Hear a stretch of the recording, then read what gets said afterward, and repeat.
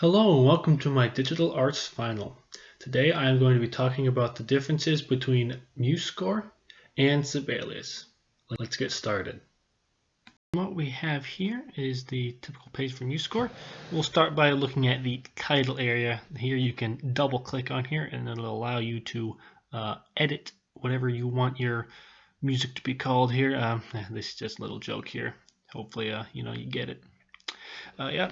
On the same area, we have the composer, which you can also edit. Same thing, double click, and you can just type in the composer. In this case, it's me. Now we're going to take a look at the bars themselves for a little bit and all the stuff that you can do to them. We got clefs. That'll be fun.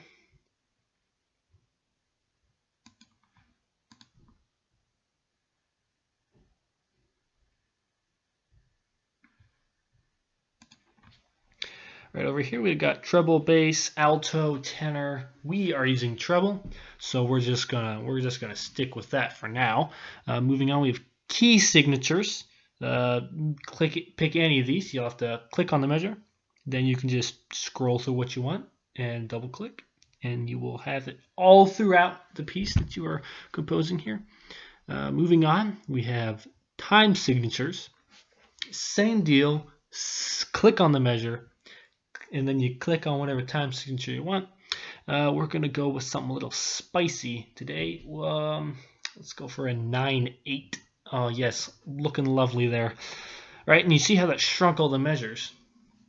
Very similar. This is very similar to Sibelius. The only difference between this and Sibelius is that this is a free software. Sibelius does cost money, and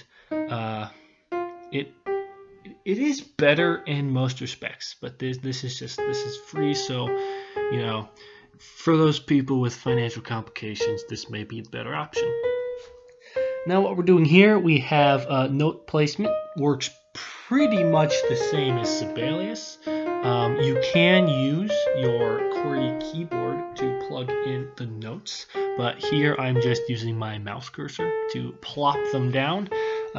In addition to placing keys, notes down using your keys or your cursor, you can also, while over a note, use your up and down keys, your arrow keys, to shift the pitch either up or down in half notes or half semitones, depending on what you want your things to be. You can also use accidentals to do the same thing, but I find it much easier to use the up and down arrow keys. Same thing, if you're highlighted over top of a note, you can move left and right across the measure bars using your left and right arrow keys. All right, next we're going to move on to our articulations. You got your trills and fermatas, your accents and such. We're gonna stick a trill there and a trill here, because trills, who doesn't love a good trill? And then just for kicks, we're gonna put our own fermata over there on the end. Then we've got some grace notes. We're gonna stick a grace note in there. All these things also you can do in Sibelius, as in Musescore. Basically, it's just the free version of Sibelius. Sibelius has just much more options when it comes to, basically everything. They're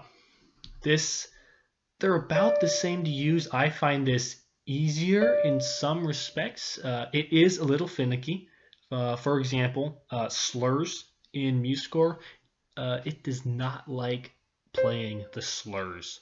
Even if you can put them in, that's easy, but it doesn't like to simulate the slurring on the program. And here we're popping in some crescendos and decrescendos. That's pretty easy. You just click on the note you want to start at, pop it in. You can also give it a certain length. You can go in there, adjust it yourself. Also, we can put text in. You can put in lyrics. You can put in markings, really whatever you want here. I mean, whatever you need to be in word form, you can stick it on your music with the text options.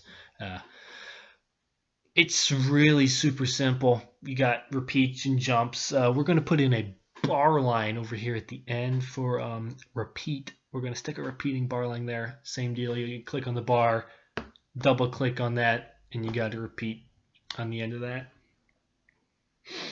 Rather simple. I find this very, very easy to use. It's pretty simple. Up at the top, we got the play button. That's easy. Click play. It goes from the start. Or wherever you last paused your music, it will start from there. If you want to go back to the beginning, you click on the rewind button there. That'll take you back to the beginning. Other buttons of importance, we've got that. This is the accidental. You click on there, that'll add a sharp accidental to that. Same thing with the other ones. That will add a natural, and that will add a flat to whatever note you have highlighted. This button here will flip the stems in the opposite direction. This button here is for putting in putting in rests of whatever note you have highlighted over there for the note selection. It'll put that type of rest in.